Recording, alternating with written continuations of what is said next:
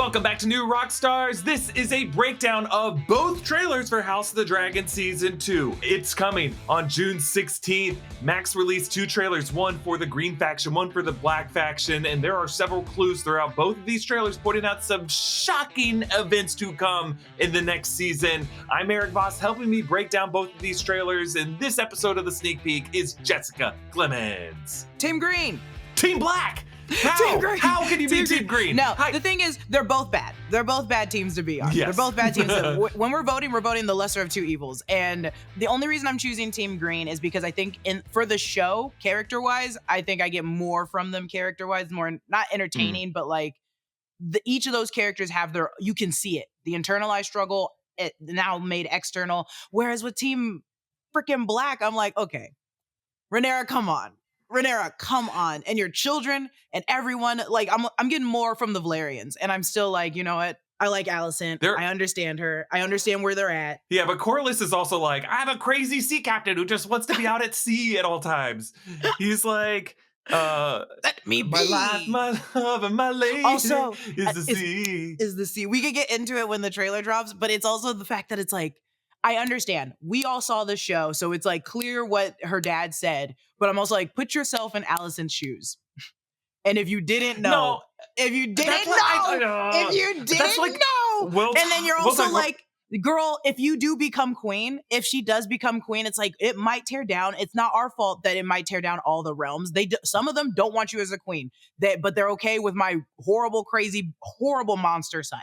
So please. Well, that's what drives me crazy about what the show did to make Alicent misinterpret it, because it's just like, he's a stammering old dying man with half a face. He could just be ordering eggs for all you know. And she's like, Aegon should be king? Oh, okay. But if it becomes Rhaenyra, it could all fall. That's what Renee was saying. She was like, hey, like, I couldn't do it because they didn't want a woman at that time. And now your dad wants you to do it, but a lot of the realms still don't want a woman right here. I'm against it. We're all against it. But I'm like, girl, also you have the 2 bastard sons that are not helping your case. When you are clearly lying, those kids are not half black at all.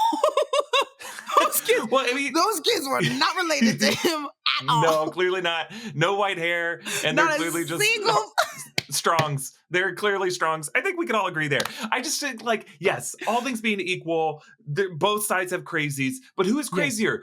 Aemond One Eye or Rhaenyra Targaryen?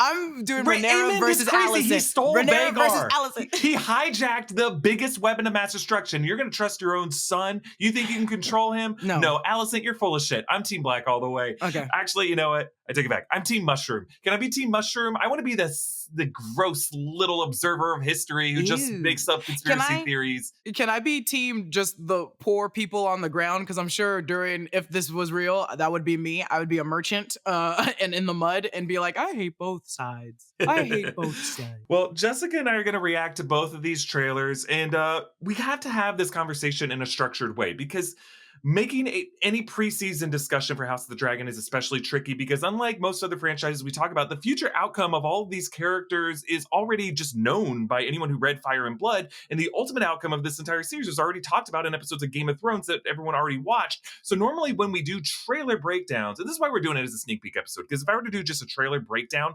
60% of what I would talk about for this video would be like predictive and speculative, and I can't really do any of that without spoiling what is coming, and I'd have to bury it all at the end of the video, and then it'd just be like, well, then what are people watching in this video? So it helps to just kind of make it a discussion, I feel like. So what we're going to do, Jessica and I are going to first react to each trailer, the green trailer, then the black trailer, or maybe the black trailer first, whatever I have lined up in the script here. And we're going to give our initial impressions of how the season just looks, like the aesthetics, the performances of the cast, the visual effects of the dragons, and just kind of give a recap of where things were left at the end of last season, and just kind of talk broadly about how we feel about what the show is doing. And then the two of us are going to descend into the spoiler dungeon section, where we do like a proper shot-by-shot analysis of this trailer. So if you don't want the initial part, you can just skip to the chapter where we're doing the breakdown part of it. We're going to look closely at the footage to just kind of talk about what they're going to be doing in this season, and we're going to be spoiling everything that happens in Fire and Blood in that part of the video. So if you wanted a frame-by-frame breakdown of the trailer but didn't want to be spoiled on Fire and Blood, it's like, who are the 12 of you? You just have to either care or not care and want to go in surprised. So if you want that section, click ahead to like 15 minutes or so. We'll put a bookmark in the timeline bar. And we'll spoil anything that happens in George R. R. Martin's text, his fictional history. That's all on the table for that. Cool. All right, Jess, let's start with the Black trailer, because I'm Team Black, and I put the link in and I care more. And I put Black first, and so isn't it, if this is a chessboard, they go second, but it's okay. This isn't a chessboard. That's true. They would go second. Let's play it. You ready? Yeah. 3, 2, 1, play. My father chose me. Oh my God. He held to his decision until death. Until death. It's interesting. Until death, not like the moment of his death. I mean to fight this war. There's so much food on that table. No one's eating. No, none of them are eating that much. The realm will soon tear itself apart.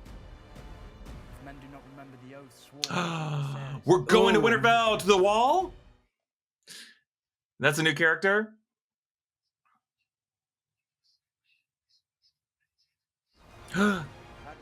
Oh, Harrenhal? Renounce the false king and bend the knee to the king, Or what? or your house burns. Okay, I got it. All right. We're not wearing a single helmet. He said. Not needing one. Reason is forgotten.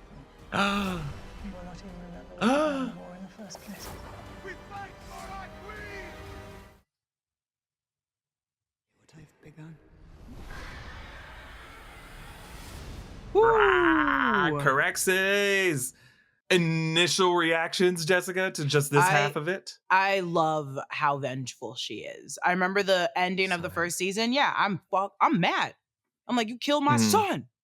You killed my son, and you took my throne. Yeah. What's really cool, and we'll talk about this on the other half of it, each trailer is kind of cut from the point of view of each of the queens. And like, so it's almost like a Rashomon effect where like they are telling the audience their side of the story, and there's missing information. There's missing context that each character does not have. And the trailer is even edited in a way to be like deceptive and biased from their point of view on what the objective reality is. We'll talk about that more after we react to the green trailer. You ready? 3, 2, 1, play.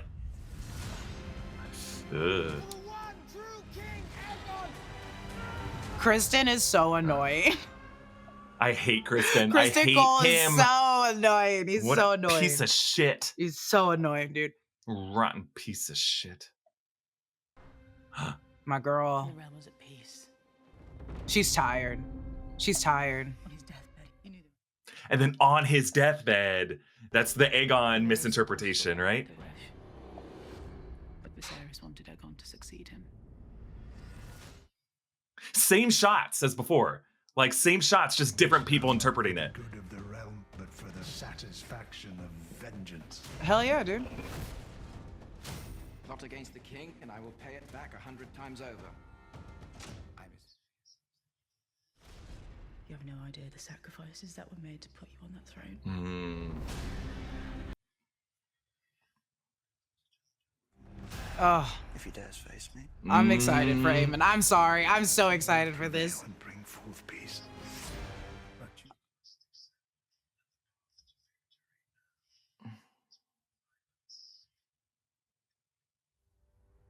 To war, then.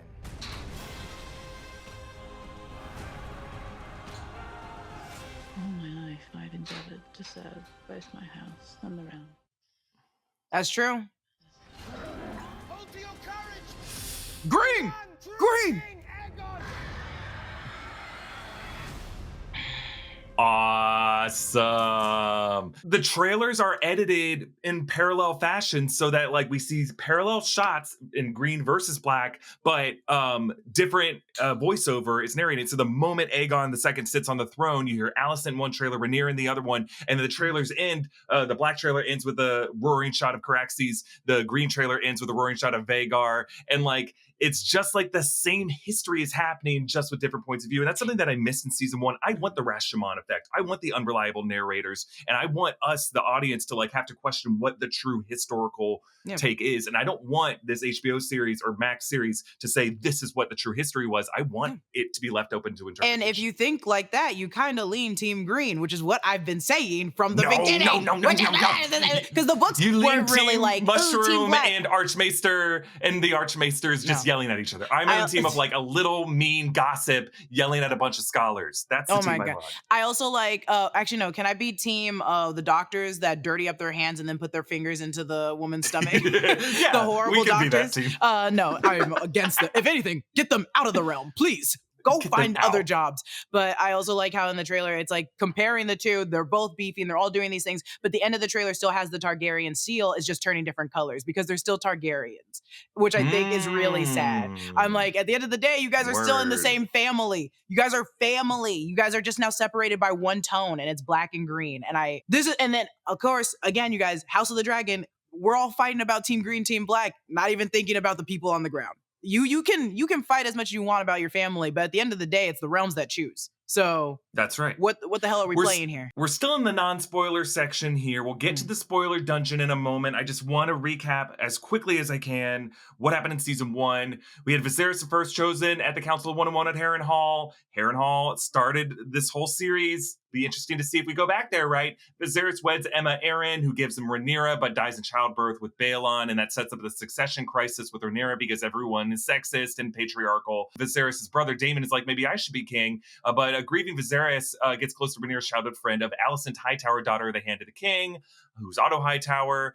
They end up marrying, but that ends up being kind of a friendship betrayal to Rhaenyra. Rhaenyra and her uncle Daemon get involved in some incesty affairs, but Rhaenyra also hooks up with Sir Criston Cole to protect her in the King's Guard.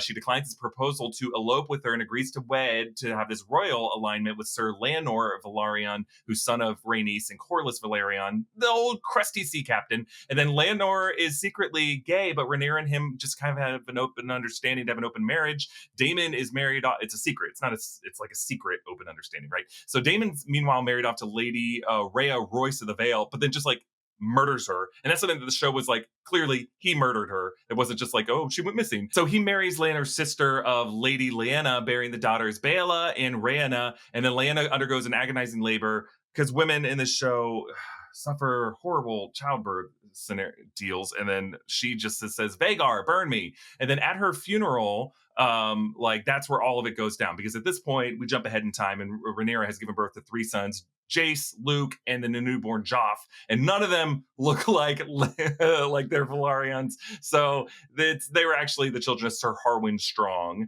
and that ends up being a big deal at this funeral because young Aemond hijacks this dragon Vagar for a night flight and pisses off all the other kids. And Aemond calls Luke and Jace bastards. Luke slashes out Vaemon's eye, and then Alicent lunges at this kid with the Valyrian steel dagger of Aegon the Conqueror. The queens face off, nearly stab each other. Rhaenyra and her uncle Daemon marry in the old custom on Dragonstone and set up a home there. Corlys' brother Vaemond is like, hey, I should be Lord of Driftmark, but then Daemon just slices his head in half. And then Viserys finally croaks. Alicent mishears him saying Aegon, thinking that she's talking about their son should be king, but really he's just saying Aegon the Conqueror, his dream. The whole worlds of Westeros need to unite against this threat from the north. And she's like, we didn't have that conversation, so Aegon should be king, cool. And that ends up being the whole misunderstanding. And then they crown this kid, Rhaenys, on her dragon Meleys, crashes the ceremony, kills like hundreds of people, flees to Dragonstone. This news causes Rhaenyra to deliver a premature stillbirth. Sir Erik, not Sir Auric, but their confusing homophonic names do come into play. He delivers Viserys' crown to Rhaenyra. Daemon crowns her on Dragonstone. The season culminates with Rhaenyra sending her sons Jace and Luke, and also sends out Rhaenys to just try to recruit some political allies from the houses Arryn, Stark, and Baratheon. But Luke goes to Storm's End, and already there is Prince Aemond, and Boris Baratheon's like, you guys deal with it. And then Luke leaves on Arrax. Aemond pursues him through the storm on Vagar to try to just frighten him, but the dragons defy their riders and attack each other. Vagar eats Arrax and Luke. Rhaenyra is pissed off. And this is one thing that the show did differently, is they made Aemond seem like surprised and shocked by this. Like the dragons are ultimately in control. And this is why I think it's understandable to be Team Green, because in the book, it's implied that like Aemond ordered Vagar to attack them and to kill them, when really he's just like, I didn't want you to go that far, but I wanted Aemond to be a piece of shit. But I guess it ultimately makes for a better show if like you can also kind of relate to him the way we could relate to like Jaime Lannister, you know? It's also like, I'm not trying to be an asshole about the books to show kind of how they depict it, but I do lean more with the books where I'm like, we still kind of don't know because we're basing it off the books that did it. Like, we're like, oh, here's the definitive answer, which sometimes I like, but then I'm also like, I'm still leaning with the books where we're not sure if he did it or not. And I want the show to do that more. Like I think the show recognizes that it's more interesting if characters are like empathetic, if they're conflicted, because that makes for better TV if like people like us are having debates about it, you know? But I want it to go a step further to even cast doubt on the reality. Like I want characters to lie to each other or make it seem like we don't, like I want scenes to end we don't know who to too trust. soon. Yeah. And we don't know what happened at the end of the scene, or we see two different versions of events. That's what I want the show to do. I want to be like Kurosawa's Rashomon, and I want to see shoot scenes 2 or 3 different ways. Yeah. And I want to see an alternate version. Wouldn't it be great if season 2 opens with that Storm's End battle, but like it's from a different point of view, and now we see Aemond saying, RX, eat them, you know, in Valyrian. Like, it's still, this isn't, I don't know if this is considered a spoiler. I don't think it is. But the fact that like we immediately were like, oh, he died. They like whatever ate him. They were still, the first inclination was like, how do they know so quickly that he died? That he's like dead? Who told them that what they saw? And we still don't know who told Rhaenyra how her son died or that he's dead, because I assumed Aemond just kind of drove home like in Hereditary and just like went to bed and didn't think about it. He was like, whoops, just go. And then he just wakes up to the sound of Rhaenyra screaming from across Blackwater Bay. Alicent go slap the hell out of him immediately. Like, what did you do? Don't say anything. Wow. So it's like, I don't know. There's still some room up for interpretation, which I'm just trying to really live in, versus that distinct, like, yes or no, what happened. So I agree with you. Yeah, I mean, and that whole deal of who reported this news back to people is an important theme in Fire and Blood, because like depending on who the messenger of that information was does dictate the history and the historical response. And that kind of like, you know, messages lost in the dark and communication lines getting crossed is like why so many stupid decisions get made in the Civil War, because people just like overreact to things before they have the complete information. So that's why I want the show to lean into that kind of like apocryphal reporting of information. I think we're ready to dig into the spoiler dungeon, because at this point I've been holding my tongue on like their specific details. Well, it's kind of hard. Trailers. You're right at the beginning where it's like the questions that we offer and ask, there is no theories. We know what happens. Yeah, when we did coverage for season 1, I was just like, I assumed that I could do a better job like withholding certain information. I thought like everyone had the same kind of like approach to House of the Dragon as I did, because I'm like, oh, everyone watching this show has read the books or knows the history, because they talk about the history in Game of Thrones. But I realized that there's like a lot of people watching House of the Dragon who like didn't really remember those conversations in Game of Thrones, didn't read Fire and Blood, and like just kind of went in for the tea. And I realized like, oh, just by mentioning the existence of some characters, that was spoiling things for them. And I feel really bad about that. So I'm not going to do it this year. It's okay. I would constantly during Game of Thrones, I would be like, who's this actor? And I look up the character, and then on the quick right, it would say, this person dies at the hands of Joffrey. And I'd go, oh, great, cool. Didn't know they died yet. So I just get spoiled simply by looking up who the character was online. If you're human, you're going to have habits. We're wired for it. And some of those habits are going to be bad ones. The trick is just finding a way to turn your bad habits into good habits. And Fume is an innovative, award-winning flavored air device that does just that. Instead of vapor, Fume uses flavored air. Instead of electronics, Fume is completely natural. And instead of harmful chemicals, Fume uses delicious flavors. You get it. Instead of bad, Fume is good. It's a habit you're free to enjoy and makes replacing your bad habit easy. It's super easy to use and great to fidget with. Oh my God, it's addicting. Fume comes with an adjustable airflow dial and is designed with movable parts and magnets. All that tactile stuff is super helpful for de-stressing anxiety while breaking your habit. Plus, Fumes just released a magnetic stand for your Fume, so there's no more losing it around the house. It's built with fidgeting in mind, so you can spin your Fume around on it. Start the year off right with a good habit by going to tryfume.com/new rockstars and getting the journey pack today. Fume is giving listeners of the show 10% off when they use my code new rockstars to help make starting the good habit that much easier. So let's do that now as we descend into the spoiler dungeon in the middle of this episode of the sneak peek. And let's go ahead and spoil this season, or based off of like what we think they're going to do. Because now the game of it becomes, well, how much of Fire and Blood are they going to adapt for the season? What are they going to try to fit into these 10 episodes or so? And I'll come out from the outset, now that we're in the dungeon and we're okay spoiling it, I think this season is going to have 3 big events. We're going to start with the assault on Harrenhal. Then we're going to have the blood and cheese moment in like 3 or 4 episodes in, and then the final episode it's going to be Rook's Rest. I think we're both going to get the assault on Harrenhal and Rook's Rest in season 2. So I think it's going to be Rook's Rest is going to be the finale, just because it's so climactic, and then season 3 will show Rhaenyra taking King's Landing.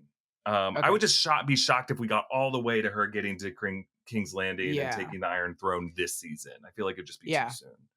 And it would be like, it would be too soon, not enough time with that person, that actor. Now, when I say that this season's going to end at Rook Rest, what I'm referring to is the dragon fight that takes place over the city of Rook's Rest in the Crown Lands, and it involves Aemond, and it involves Aegon II, the king, their dragons, and then Melis. That's Rhaenys's dragon, and she dies in this battle. So the fact that she keeps showing up in all these trailers, I think the season's going to end with her death, and I think that's going to be the big moment.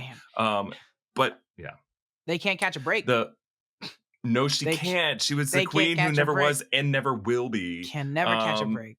Going through the Black Faction trailer, we start with Lucerys's funeral, but you'll notice that Daemon is missing from this funeral lineup.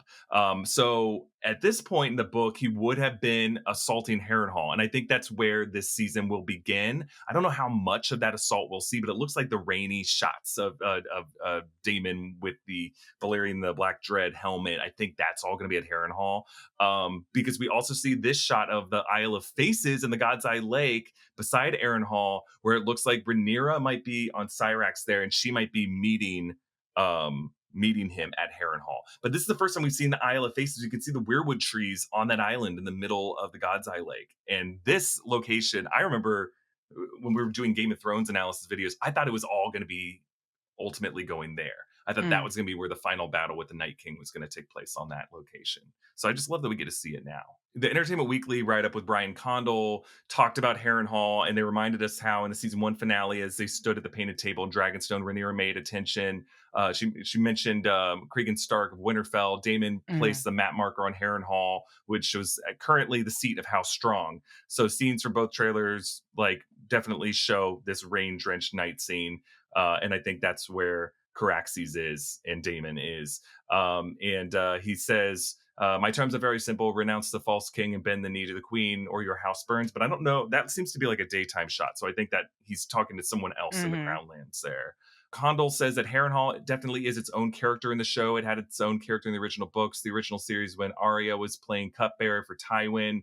Other than the Red Keep, it's probably the most talked about storied castle in Westeros, and we definitely wanted to pay service to it. And I like that, the opening scene of the series is in Harrenhal, and we're going back there this season. I just think that's going to be really, really cool to see. It's also in Fire and Blood. It's where we meet a lot of other characters like Alice Rivers, Sir Simon Strong. Both of them are going to be on this season of the show.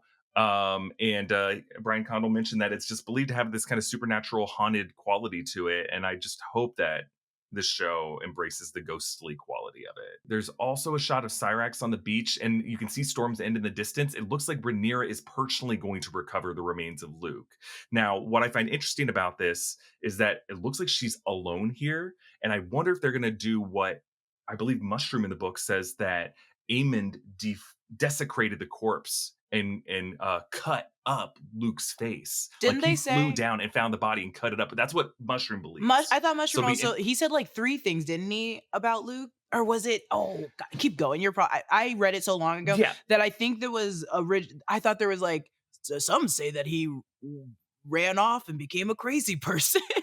Right. Some people say that like his remains were never recovered. Like but I think obviously in this shot his remains are recovered. Yeah. I don't think the show, if they want Aemon to still be an empathetic character, I don't think they're gonna have him fly down and cut up his face. I think that would be That'd be surprising. too. He was clearly like as soon as the Yeah. end of the first season, he was like, "Damn, Yeah. ooh." In the Black Faction trailer, Jace is now, we see him in the north with Lord Cregan Stark. And I might be wrong, but it kind of looks like they also visit the wall here. Mhm. I don't know if that's just like the battlements of Winterfell. That looks like an ice wall. Now, in the book, Fire and Blood, Jace is going to remind Cregan of his younger brother who had died. And Jace is going to fall in love, we think, with Cregan's half-sister Sarah Snow and marry her in secret. That was really Mushroom's claim, though, and it was dismissed. I just want more of Mushroom gossip to make its way into the show. Mushroom also claims, and remember, this is a huge theory when we were doing Game of Thrones, that Jace's dragon, Vermax, laid a clutch of dragon eggs in the Winterfell crypts. And I want that to be true for this show. I want them to suggest that dragon eggs were there the whole time in the Winterfell crypts. Now we see a new character, Gwaine Hightower. Gwaine is one of Otto's sons and the eldest of Alicent's brothers. He actually, in the text, is there in the season 1 tourney that we saw. He was unhorsed by Sir Criston Cole, but he's part of the Green faction, and he was named the second in the command of the City Watch of King's Landing by his father, who instructed him to keep an eye on Luther Largent, who's the commander of the City Watch, for any signs of, because Largent is like totally in favor of Daemon. Now there is a shot of him in the trailer. That could be the moment King's Landing is attacked by the Blacks.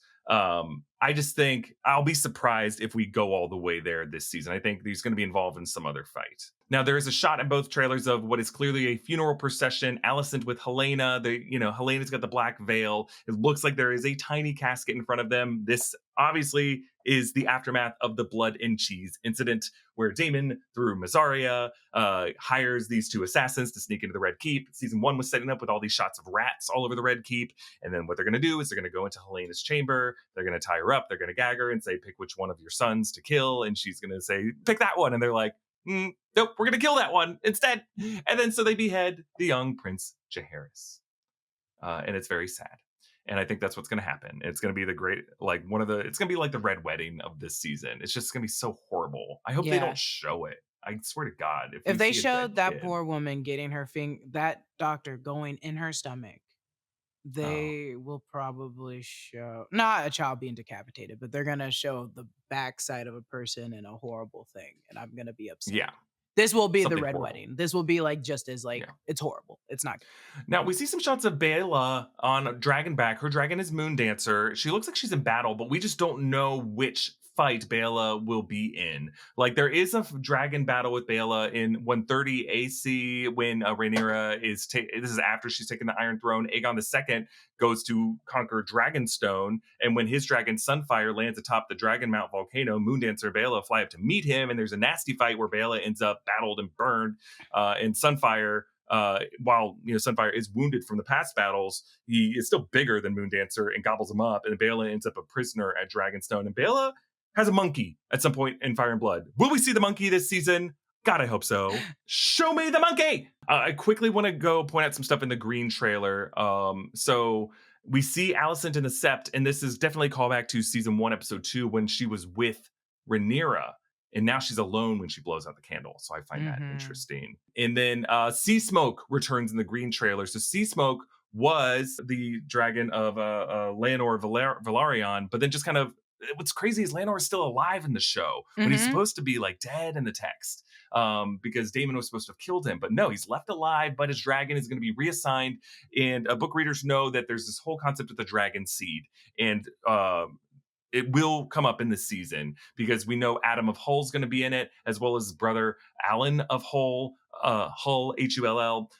And we know of so the Dragon Seed are basically people who are recruited by Daemon to basically mount the dragons that they have available. Because there's all kinds of dragons that are just in Dragonstone, just hanging out, waiting for a rider. So that includes the character of Hugh Hammer. And God, I hope we get Hugh Hammer this season. I believe Ulf the White is another dragon seed who's already confirmed to be played by Tom Bennett. Nettles is a dragon seed. So yeah, I think we'll get introduced to the dragon seed towards later in the season. Lastly, we will get an actual duel of the Brackens versus the Blackwoods. We see their two sigils who are just like pissing each other off there in the Riverlands. So Get out of here. we'll actually Get outta see this here. happen. So I'm glad, what's so fun about Fire and Blood is like George R. R. Martin clearly embraces the fact that these characters' surnames sound similar. So Bracken, Blackwood, like they're almost interchangeable. Sir Auric versus Sir Erik. You have the Tullys whose names are based off of Sesame Yeah. Street characters. Like he just embraces the fact that people are so stupid with their nomenclature, and that just leads to so many stupid conflicts. Or the name renaming them after people. So there's like a million Agons and Amons, and yeah. I'm just like, that's by and design. then Damon slightly off of the Aben, and I'm like, you know what? I'm just gonna throw myself off a balcony. Also, don't the Brackens and the Blackwoods have like they hate each other? They've like Yeah, they've for sure. always hated each other. Ancestrally hate each other, but I hope that the show like embraces that, and even these family members could get confused over who They're they're like, fighting. which side are you on? Yeah, you stole my cousin's jacket. Are you my cousin now? That would be us I if don't we know. were in House of the Dragon. It'd be like, why do your guys' houses hate each other? They stole our luck. What's your name? Oh, wow. Like, did you say Blackwood? Did you say Blackwell or Bracken? Close enough. So something we have to talk about is the character of Darren, who's the fourth child of Alicent and Viserys. Now, we believed he was just hanging out in Old Town throughout season 1, but they never referenced him. And then Brian Condell was asked about it, and he said, that remains to be seen. We will see. And he said, Darren is a fixture and a character in the show. Do not fret, anybody, all in due time. So to me, that sounds like he'll be in season 3, but maybe not in season 2. But he's a very important character in the Dance of the Dragons. He does some horrible war crimes, and he's like one of the 4 most important characters in the later stages of the war. So I hope they bring him up sooner rather than later. I guess he could still do bad stuff over there, and it doesn't really affect the damage of everything that's happening currently. They're just like, whatever. I don't know. That guy made it sound like it's not going to happen until season 3. So I think the top crazy predictions that I want to be made true, I want us to have like, I want the audience to be clearly implied to be like the mushrooms, and then the showrunners to be the archmaesters. And we're kind of in this dueling headcanon relationship with the people who are working on this show. I want there to be eggs in Winterfell. I just want that to be true. I want it to be implied that like someone else might have tipped off Rhaenyra about Jace's remains, and that she might believe that Aemon defaced it, but that might have just been one of Corlys's fish hooks that got caught in his face, and then she just leaves an interesting scar in a way on the corpse. Okay, so there's a lot more about House of the Dragon from this trailer that that we didn't mention in this video, but hit us up in the comments for anything that we might have missed or anything you want to talk to us more about. I'm going to try to be in the comments of this video to just kind of like talk with you guys about what we saw in both of these trailers. And then on mid-June, we're going to be doing House of the Dragon, like Westeros Weekly is coming back. It's going to be on the break room. Hopefully I might be able to appear on all those, because I think at that point I might be back in LA. So we'll see. And then we'll be doing weekly breakdowns of everything you missed from these episodes of House of the Dragon. And we'll be doing our best to keep, since we'll just be appreciating the episodes, we won't have to do as much speculation. We'll be able to put that at the end of those videos, so you don't have to worry about spoilers or anything like that. We'll just kind of break down stuff that's in these episodes and then not spoil stuff from the book. Okay, coming up this week on New Rockstars, we're going to have a busy week. So we're coming to the end of our X-Men rewatch series. Dark Phoenix is next on our list. And you know what? It's a movie that's worth rewatching. Jessica has her breakdown of Godzilla vs. Kong from 2021 coming. Yes. Anything to be excited about for that, Jess? It's very fun. Very long, but thorough and good. And we shortened the intro montage, so you don't have to listen to me talk about every single cut. Well, I can't wait to see what you find in that big aircraft carrier duel. That's what I remember from that movie. I'm sad that's in Godzilla versus Kong. That's the one thing you remember from that movie. Well, I remember that there was the Ghidorah skull brain that they put into the robot. Yes. Okay, I thought. Yeah, well, you didn't even think of like Mecha Godzilla. That wasn't the first thing that came. Oh yeah, to your mind? Mecha Godzilla in Hong Kong. Obviously, Yes. all the neon lighting was really cool. I like that we go to the underground through the tunnels. Yeah, and, you chose the weirdest thing to choose first, which was the two. What do you mean? The aircraft carrier battle might be the best sequence in all of these movies. Okay, It's I so think good. it's just Mecha Godzilla appearing, but I know. Agree to All right. disagree. Agree to disagree. All right. Agree to disagree. And then after that, we have this year's Godzilla X Kong, The New Empire. You will be breaking down that as well. I don't know if we'll get to it by the end of this week, but maybe early next week. We'll just see when we can get all that done. Awesome. And then X-Men 97, episode 3. We haven't had a chance to talk about X-Men 97, but I know you love it. I love it. What a good show. I hope everyone someone help LeBron find this so that he can watch our videos. He has like 3 kids, all within the age group, to help him search this up on his computer that live with him. He's fine. He can find. I like how he'll find it. Didn't Google it. He just wrote in Twitter, where is this? Well, imagine being that big of a human being. He's LeBron James. And then you're like, you know what? I'll just ask someone else to link it to me. I might have an assistant. I might have 3 kids that frequent this world, and I still am like, nah, I'll just tweet it. I'll just tweet it. We'll also have Jessica's breakdown of Invincible episode 7, and then my breakdown of Bad Batch episode 9. So we have a very, very busy week ahead on New Rockstars. Please subscribe to all 3 channels in the Rockstars Network. Break Room's going to be doing some amazing stuff too. They're going to have their after show for X-Men 97 episode 3, for Invincible episode 7, and then just whatever the other huge headlines. So be sure to subscribe to the Break Room as well. And I promise, I'm working on Return of the King on the deep dive, and it's going to be coming out as soon as I can. There's just a lot I want to dig into with that movie. All right, we will end this episode of the Sneak Peek with another segment of What We're Watching. And if you clicked on this video for a discussion about House of the Dragon, if you don't care about other things that Jessica and I are watching this week, you're welcome to bounce out here. We appreciate you sticking with us. But here's where Jessica and I are going to do a hard pivot to something completely unrelated to the House of the Dragon. And Jessica, I think I know what you were watching this week. What I was watching was this insane docuseries on Max Discovery, Quiet on Set, the Dan Schneider documentary. Oh, yeah. Tell me your thoughts on this. It's so horrible. It's annoying. It's frustrating. It's disgusting. It's terrible. We all kind of heard about the rumors later in life. They just put it under a microscope now for a documentary. And it's horrible. And the only reason I'm like smiling and recognizing this is, and I'm not trying to smile, it's more so that like I was a kid that frequented these shows. I was talking to everybody about it earlier. I was like, I watched all that. I watched the Amanda Show. I watched all of those. Drake and Josh. Those were my show. And when I say my shows, I'm like, those were during my youth. I was in elementary school the next day running to my friends saying, hey, did you see that one Drake sketch? Like that's what got me into comedy. I wanted to do sketch comedy. So I'm like watching this and being a young child and being so impressionable, but so easily swayed. I just thought it was funny. And then growing up as an adult, I was like, these jokes are weird. These jokes are crazy. Yeah. I thought pickles and feet were funny. And then I was like, no, Jessica, you're an adult now. Think about it. These are kids. Horrible show. I feel really bad for like all of this that might blow up for Amanda Bynes currently, who is in already a hard place and has to like relive this by like paparazzi coming at her about it. Yeah. But shit. So just to kind of recap for anyone who doesn't know what we're talking about. So Quiet on Set is a documentary series that's all about Dan Schneider's reign at Nickelodeon. So Dan Schneider was like the longtime producer who really started like as like a writer producer for All That, and starting in 1994.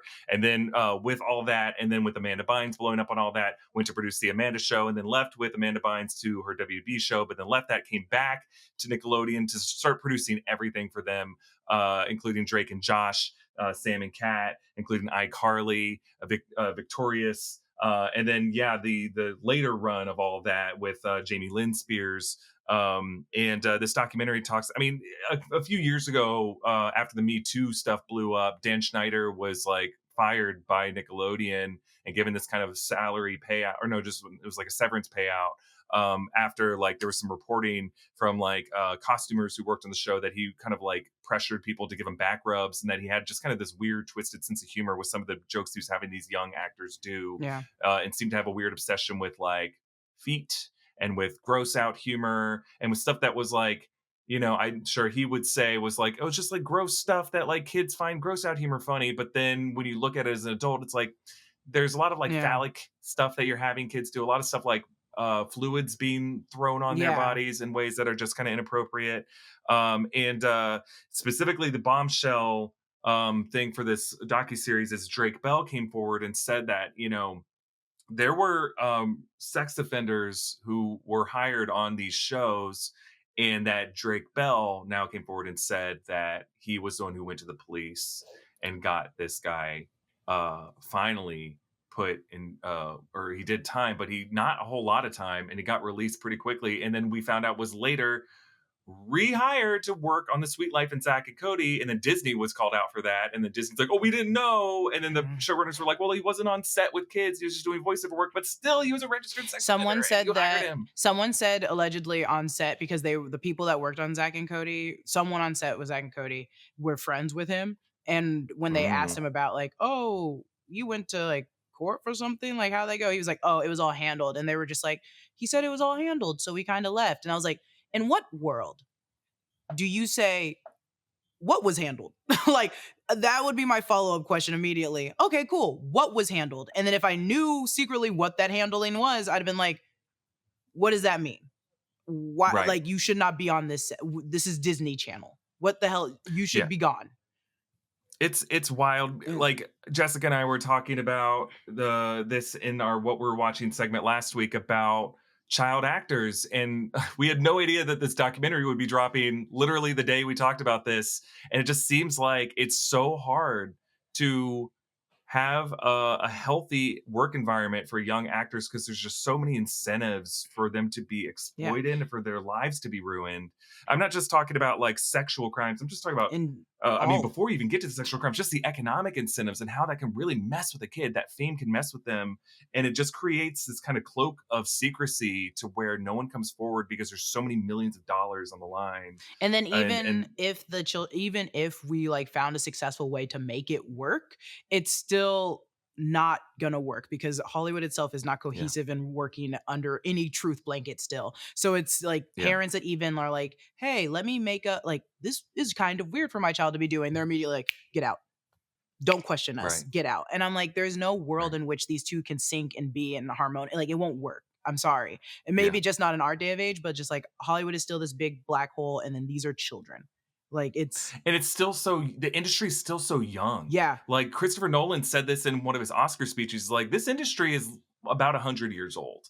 And I don't think in any of those years were kids fully 100% protected. No. Like the horror stories of of Shirley Temple, of Judy Garland, of all these actors, like, I feel like it's not the exception. It's not one bad apple. It's like most kids go through this industry and leave with life-altering scars. Children are also, this is also allegedly, I don't know how every set works. I just worked in some productions. These children are working like 12 hours. They have a set teacher depending on what age they are for an X amount of time. That set teacher's not working with those kids on what they're currently working on in school. And they're the working, fact that they call them teachers is a joke. They're just like caretakers who are just sitting in a room. They're just there to babysit. And you're also teaching like a 14-year-old the same thing you're teaching an 8-year-old. And so it's like, they're not in the same, they're not even, what are you teaching?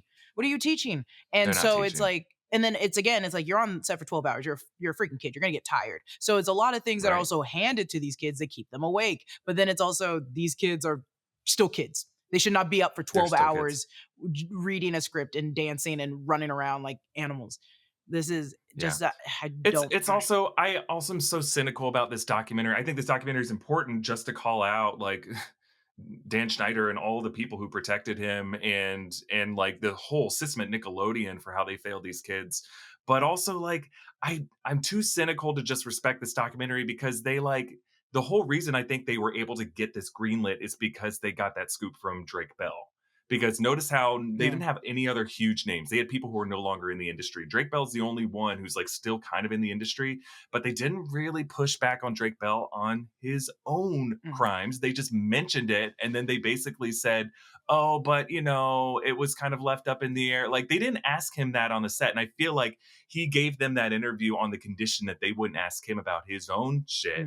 And it just feels like, now this documentary feels a bit complicit, and it's not really there to protect the victims. It's there just to get the biggest tea possible. 100%. But then it's like, it's not the fault of the kids that are in the documentary that Dan it's Schneider a separate story. Well, that Dan Schneider was smart enough to not really, well, not smart enough.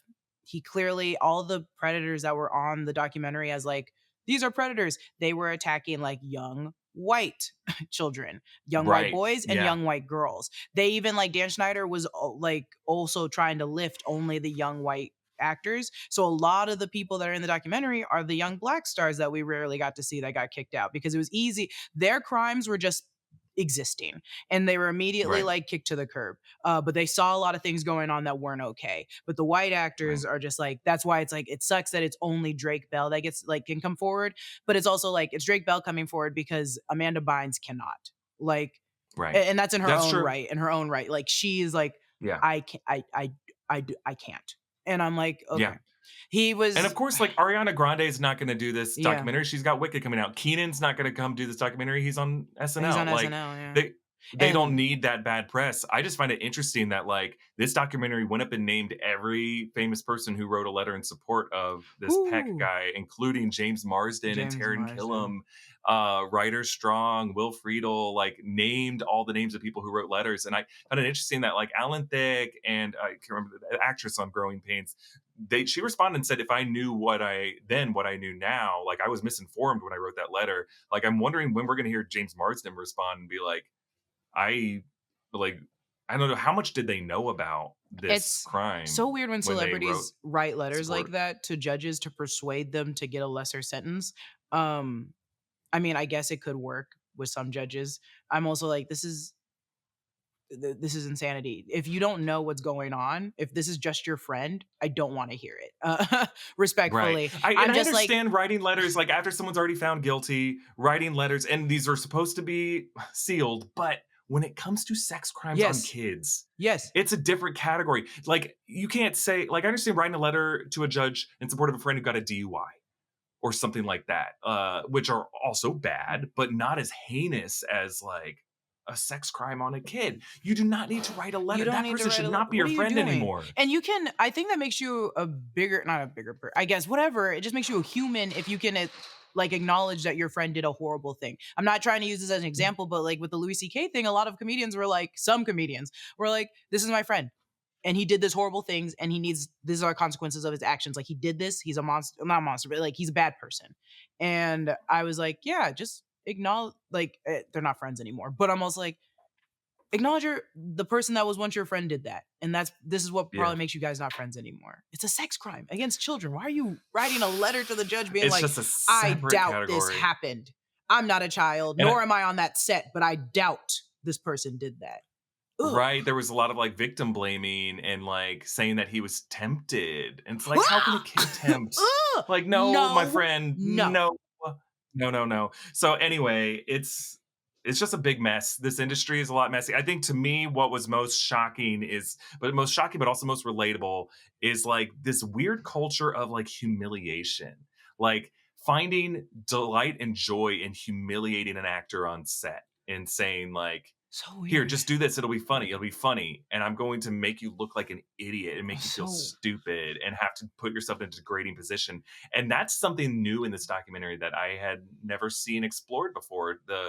Just like how common that is and how people in power just feel like, I think it's funny that you're humiliated and degraded. Dan was a monster, not only on camera, on his own vlogs, because of that, but just in the writer's room. Like the writers' recants were like horrible what he would have some of the female writers do.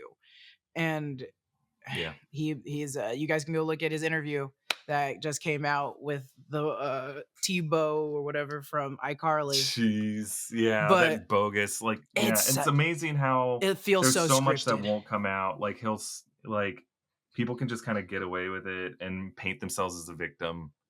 And you never really know the real story of like how creepy it is to like put someone on camera in that position and just humiliate them and just think that's funny. I hate it. We need to protect children. And I don't know why. Kids.